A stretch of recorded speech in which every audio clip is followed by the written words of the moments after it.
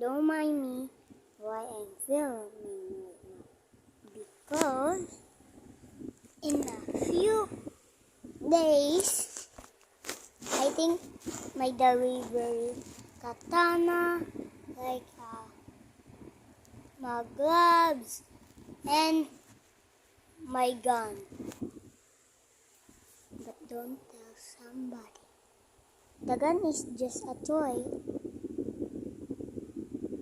But my katana don't have my how to get it sitting. I don't have any permissions.